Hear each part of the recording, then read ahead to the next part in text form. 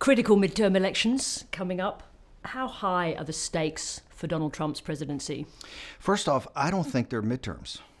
I think that the opposition party media, the Democratic Party, the entire permanent political class aligned against President Trump in the campaign and then after he took office have won one big victory, and that is they're going to get a do-over. This is, people that think about this as a midterm, it's one of the things that we're trying to pound into conservatives' heads. This is a reelect. It's all on the table here, right? If they take the House, if the Time's Up movement, the resistance, this is as high a stakes as possible. If we lose the House, the Trump presidency will grind to a halt. You just used the term pound, and today is actually the day that you've released the trailer for your new film. Now, it depicts the coming election as a violent battle. Why so extreme?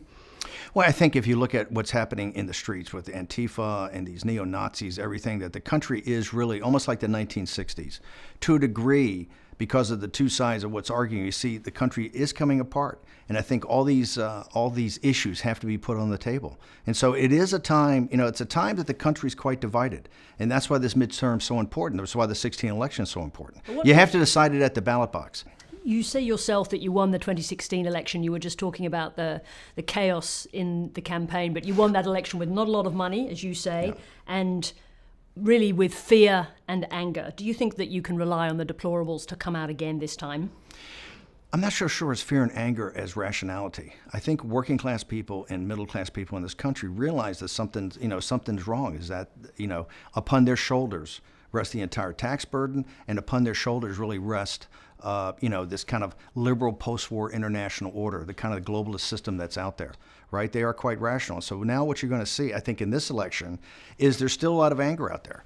And I think that this anger can be harnessed. To have another big victory for Trump. The one thing different in 2016, the Clinton campaign, as we were joking beforehand, we were fairly disorganized, except on the ground. We had a terrific ground game. In addition, Trump had this kind of powerful populist message, which she missed. She really went for identity politics. They also didn't take us very seriously. They saw a collection of kind of quasi-amateurs.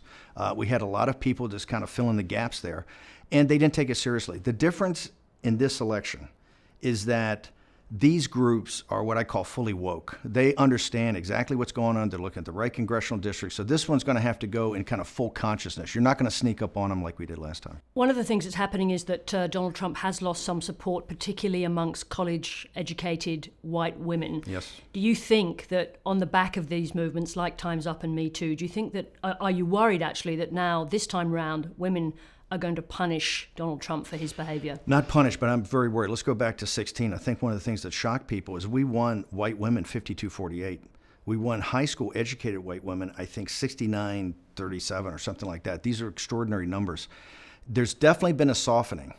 My argument about this re-election that's going to take place on November 6th, or the midterms, is that there's not time right now, okay, to go out and do a lot of outreach on either policy or tone, because I think a lot of this is tone.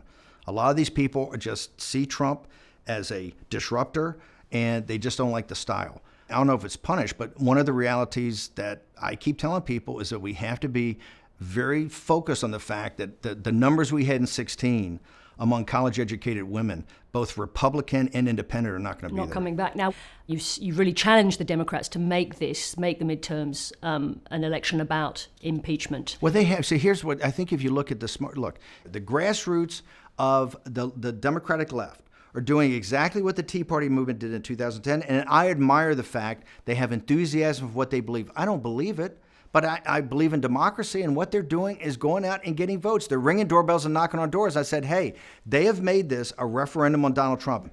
I'm just saying we got to face reality and not sit there and go, oh, well, let's lose and then we can run against the House. So if you lose, though, if it doesn't go the way you want and that referendum goes against you, is that the end of your agenda? No. Come on, we're gonna have good days and bad days. We're gonna win and lose. Well, so hang on, it can't be a referendum on President Trump and you lose and then you just move on. I think the accomplishments he's made in 18 months are extraordinary. The other thing you have to remember, too, which I say is a strategic major advantage of this, by early October, if it looks like it's not going to be a blue wave, I believe that the left in the Democratic Party is going to turn on its establishment. Remember, I've been at civil war with the Republican establishment for about 10 years. The Democrats have not had their civil war. There's been no Breitbart. There's been no guys like Bannon that wanted to take on the establishment. I believe if they do not deliver a resounding victory on November 6th, and that victory is tied to impeaching Donald Trump and stopping his program, you're going to see an internecine war start in the Democratic Party that will take years to go through.